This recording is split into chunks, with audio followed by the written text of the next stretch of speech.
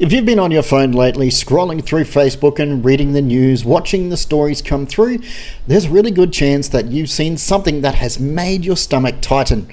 A cyclone warning, a bushfire update, a headline that said something like millions of Aussies are on the edge and remains a mystery. And maybe you felt that familiar mix, anxious, unsettled, maybe even a little helpless. You couldn't quite look away, but looking didn't make you feel any better either. That's why today's video is about not to stop you from watching the news, not to tell you everything is fine, but to help you understand what is actually happening in your mind and your body when you consume that kind of content, and to give you some practical strategies that you can use starting today. So if that sounds useful, make sure you stick with me.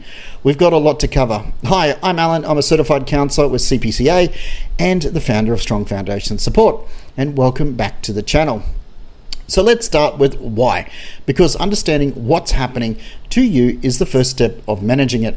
Your brain has what's called a threat detection system.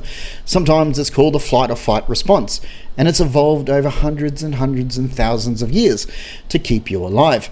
When it senses danger, it kicks in immediately. Heart rate increases, muscles tighten, your attention narrows and locks onto the threat.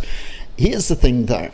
That system is very good at detecting danger, but it's not so great at distinguishing between real immediate danger and a news report about something that might happen. That's the key word, something that might happen somewhere to people that you have never even met.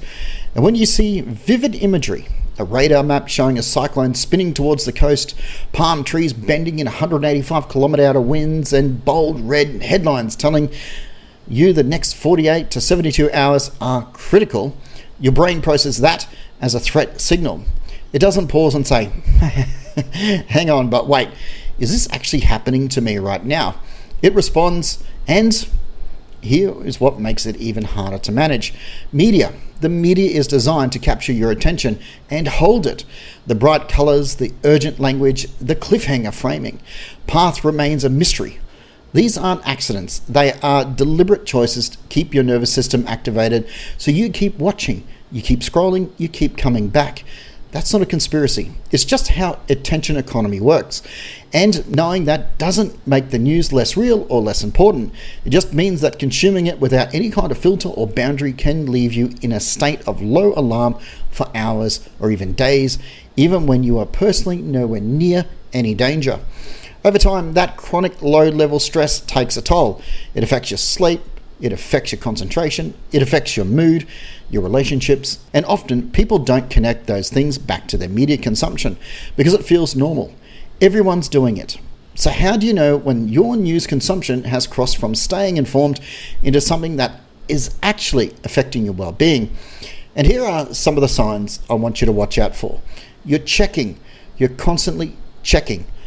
You refresh your weather app. You read the same article twice. You check again 5 minutes later, even though you know nothing has changed. This is your brain trying to resolve uncertainty, trying to feel in control by gathering more information, but it rarely brings relief. Usually, it just keeps the alarm going. It's following you. You put down the phone, but the images stay with you, and you're thinking about the headline while you're making dinner. You wake up at 2 a.m. and your mind goes straight back to it. And when the content is still with you long after you've closed the app, that's the sign that your nervous system is still treating it as an active threat.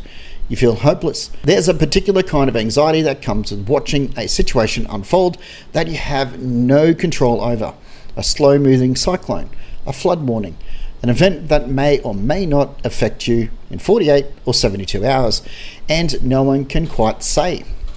That uncertainty is one of the hardest things for the human brain to sit with, and it can produce a very real sense of dread even when the actual risk to you is low. You're sharing to cope. You find yourself forwarding to the article to everyone you know. Not necessarily because they need the information, but because sharing feels like you're doing something. It's a way of externalizing the anxiety, trying to release it by spreading it. I see this a lot, and while it's completely understandable, it can actually amplify that anxiety in your social circle without helping anyone.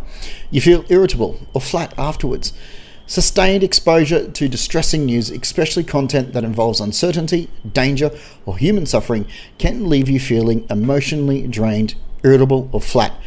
Even if you notice that you're snapping at the people that you've been on your phone, or that your mood consistently drops after you check the news, that's worth paying attention to. None of this means that you're weak or that you're overreacting. That's completely normal response to very stimulating and very relentless media environment. But normal doesn't mean harmless, and you have more agency here than you might think. All right, let's get into the strategies. And I want to be very clear. These aren't about putting your head in the sand. They're about staying informed in a way that doesn't cost you your well-being. Number one is set an information window. Instead of checking news consistently throughout the day, choose 1 or 2 specific times when you'll check in. And outside of those times, you don't. This might sound really simple, but it's one of the most effective things that you can do. Your brain gets the information it needs, but you're not keeping it in a constant state of alert. A good rule of thumb, not first thing in the morning. Give yourself at least 30 minutes before you introduce that stimulation, and within an hour of going to bed.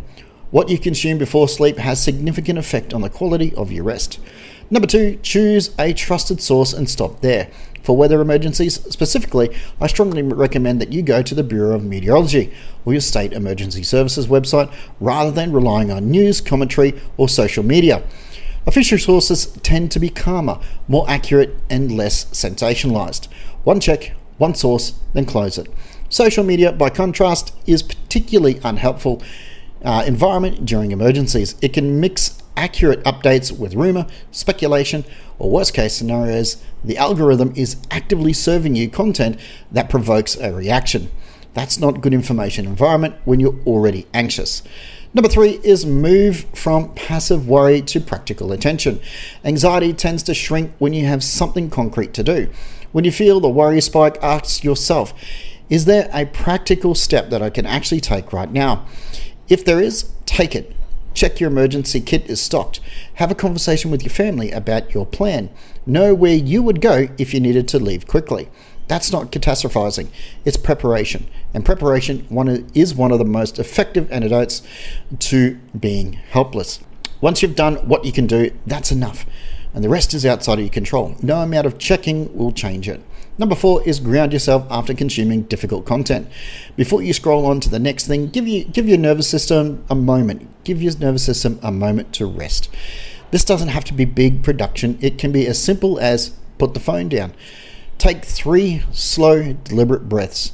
Look around the room and name 5 things that you can see right now. What you're doing is activating what's called the parasympathetic nervous system. It's the rest and digest state that counteracts the flight and flight response.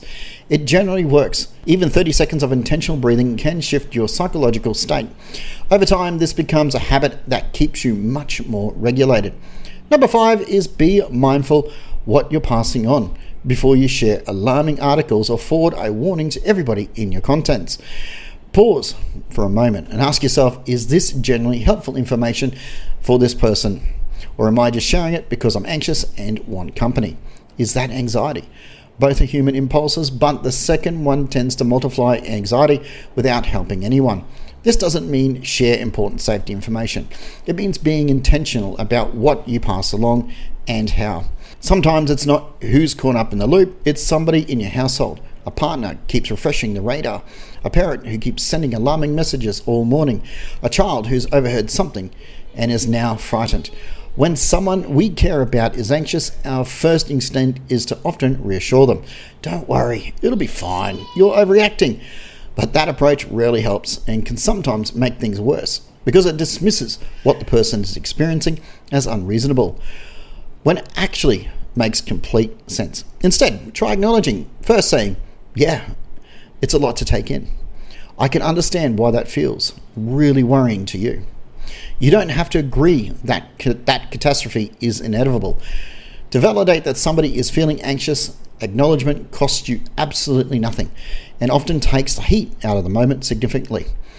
Then once you've acknowledged how they're feeling, you can generally redirect towards something practical. Want to check together what we'd need if we had to leave.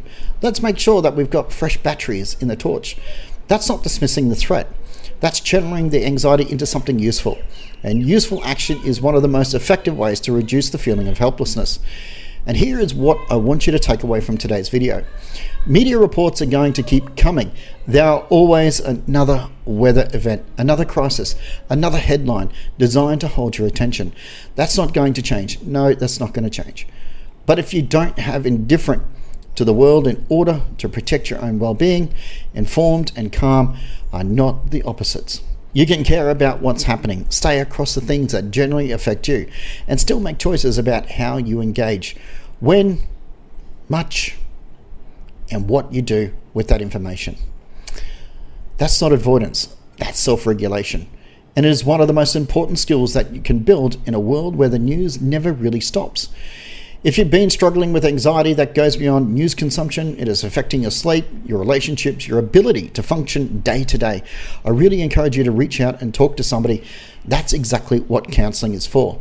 I'm Alan from Strong Foundation Support, and if you'd like to work with me, all of my contact details are in the description below and the pinned comments. Whether you're looking for one-on-one support or ongoing sessions, I'd love to help. If this video was useful, please give it a like and share it with somebody who might need to hear it today. And I'll see you in the next one.